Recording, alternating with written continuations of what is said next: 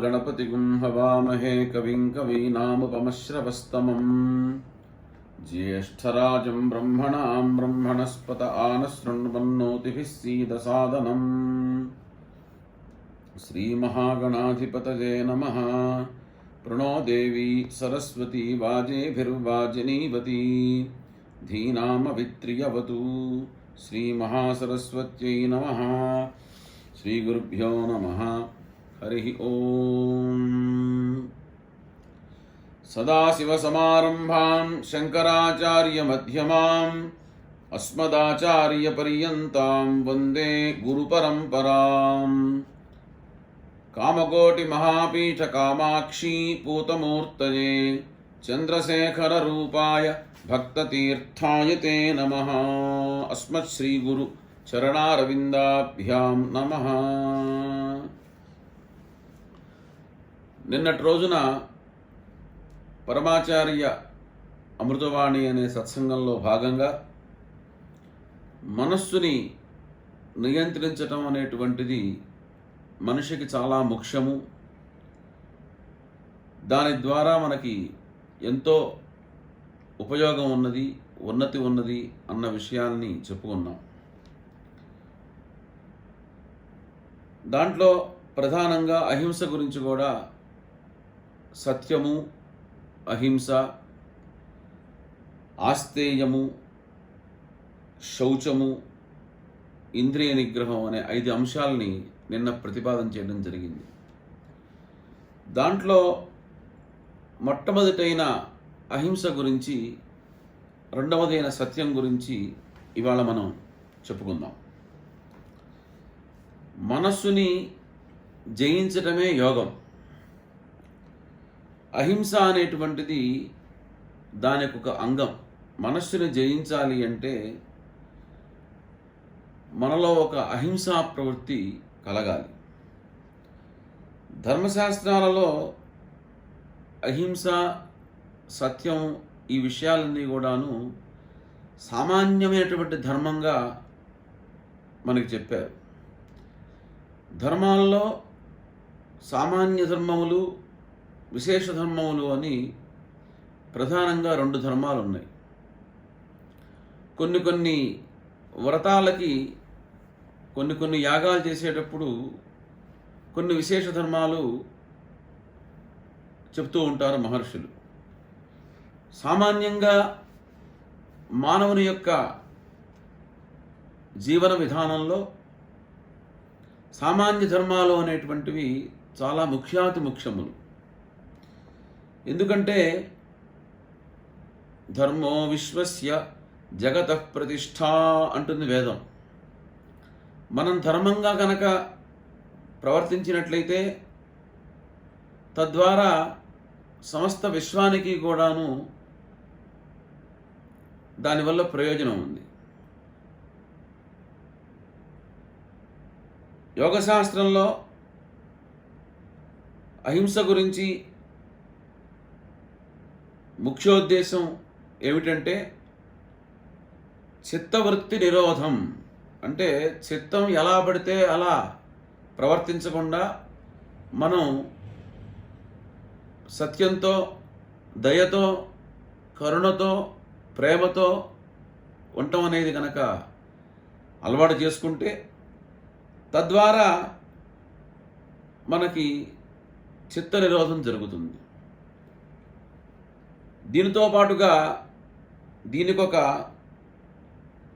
నిన్నటి రోజు చెప్పుకున్నాం అంతరంగం, బహిరంగము అని. అలాగే ఇక్కడ అవాంతర ప్రయోజనం అని ఒక ప్రయోజనం ఉంటుంది.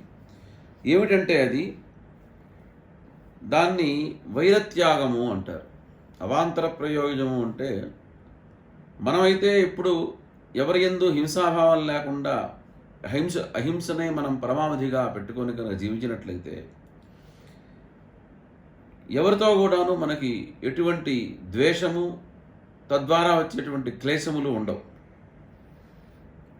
దీన్నే పతంజల మహర్షి యోగ సూత్రాల్లో అహింస ప్రతిష్టాయాం తత్సన్నిధౌ వైరత్యాగః, అహింసా ప్రతిష్టాయాం తత్సన్నిధౌ వైరత్యాగ అని ఒక సూత్రం చెప్తారు.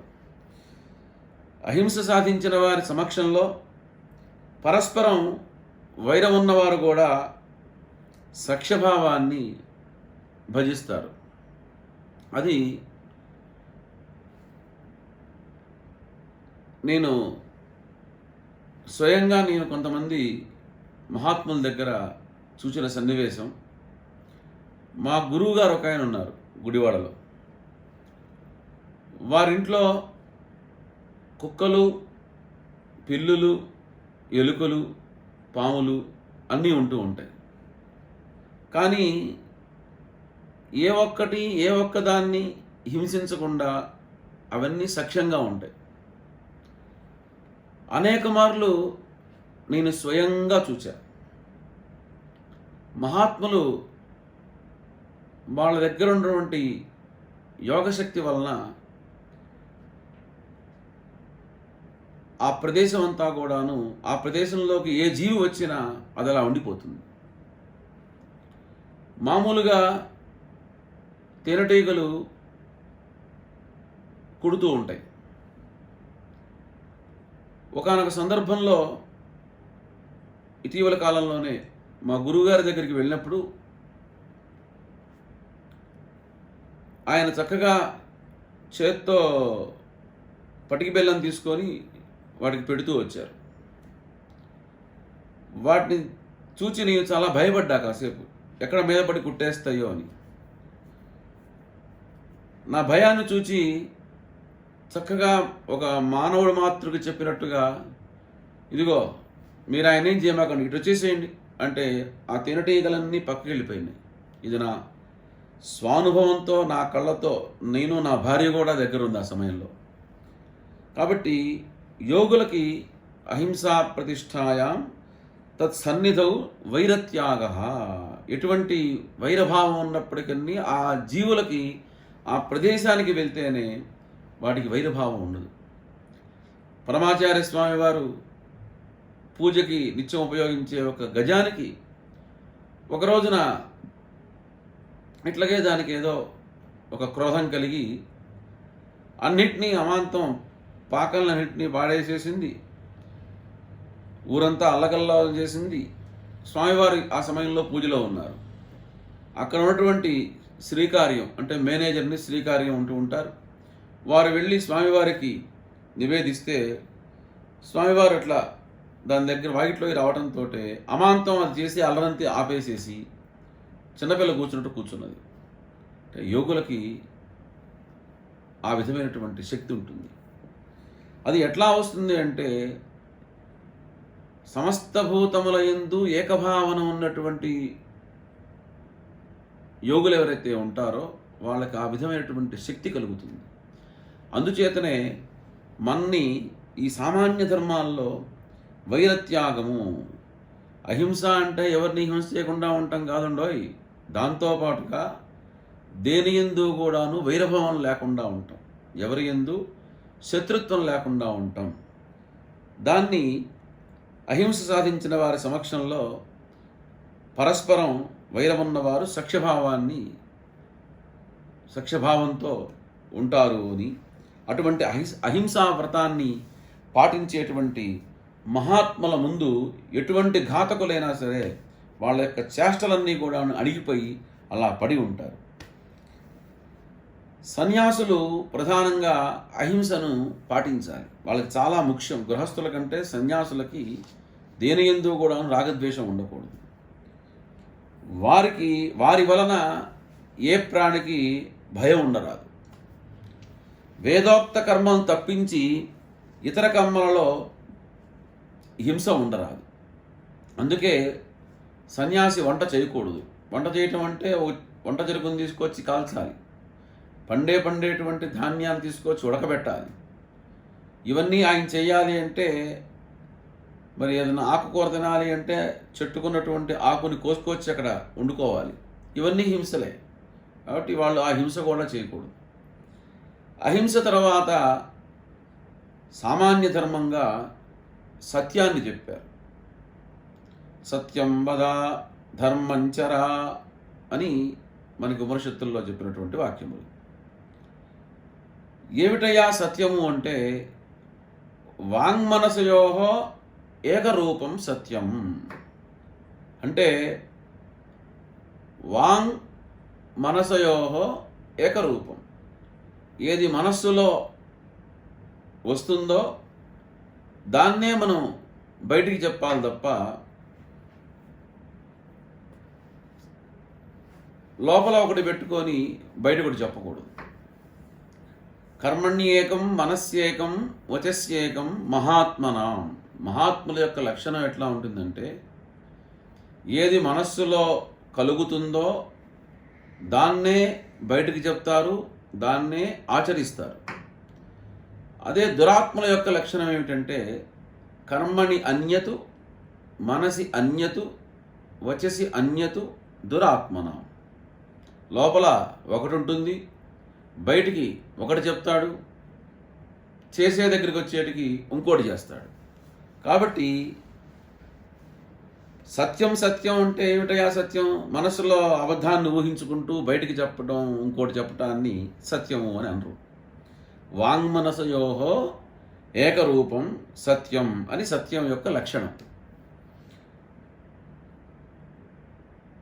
మనం చెప్పేది నిజం కావచ్చు, వాక్కుకి మనస్సులకు కూడాను ఏకత్వం ఉండవచ్చు, కానీ అవి సత్యభాషణలు కావు. అదెట్లా అంటే సత్యం భూతహితం ప్రియం అన్నారు. మనం చెప్పేదానిలో భూతహితము ఉండాలి, ప్రియము ఉండాలి. మనం సత్యం చెప్పటం వలన ఎదుటివాడికి కనుక పెద్ద ప్రమాదం జరిగిందనుకోండి, ఆ ప్రమాదం జరిగిన దానికి కారకులం మనం అవుతాం, ఆ పాపం కూడా మనకు వస్తుంది. ఈ సత్యం అంటే 2 అక్షరాలే వినటానికి, కానీ సత్యం చెప్పడం అంత తేలికైన పని కాదు. అంటే ఎన్నో విషయవాంఛల నుంచి దూరంగా ఉండగలిగితే అటువంటి చక్కటి సత్యాన్ని మనం ఆచరించగలుగుతాం, చెప్పగలుగుతాం, పలకగలుగుతాం, వినగలుగుతాం. అంచేతను ఇక్కడ మనం చెప్పే దాంట్లో భూతహితము ప్రియము ఉన్నదా అని కూడా చూడాలి. భూతహితంగా ఉండాలి, ఎదుటివాడికి ప్రియం కలగాలి అని మళ్ళీ అబద్ధం చెప్పకూడదు. అశ్వత్థామ హతః కుంజరః అన్నట్టు. సత్యం సర్వ జీవక్షేమకరంగా ఉండాలి, అంటే సమస్త జీవులకి క్షేమాన్ని కలగజేసేట్టుగా ఉండాలి సత్యం. కామక్రోధవశంగా వాగ్రూపంగా బయటకు వచ్చేది దాన్ని సత్యం అని అనిపించుకోరు.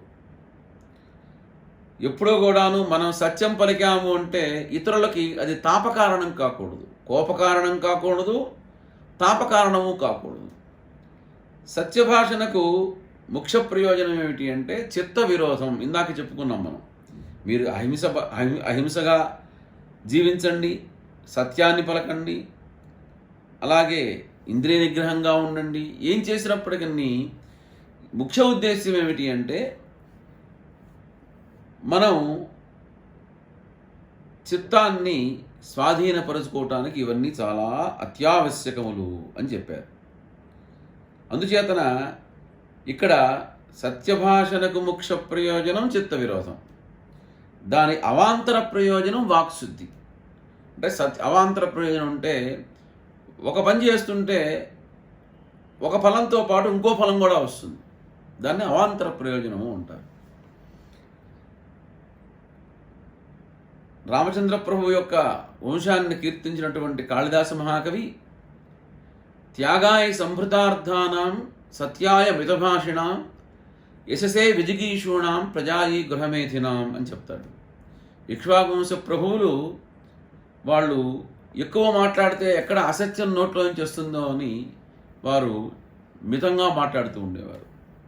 రమణ మహర్షి ఎప్పుడూ మౌనంగానే ఉండేవారు. అలాగే సుందరకాండలో కూడా హనుమంతుడు లంకానగరంలో సీతామ్మవారిని చూసినప్పుడు మితభాషి స్మితభాషి పూర్వభాషి చ రాఘవ అని చెప్తాడు. రాముడి యొక్క గుణగణాలను వర్ణిస్తూ రామచంద్ర ప్రభు ఎంత గొప్పవాడయ్యా అంటే మితభాషి, చాలా మితంగా మాట్లాడతాడు ఆయన.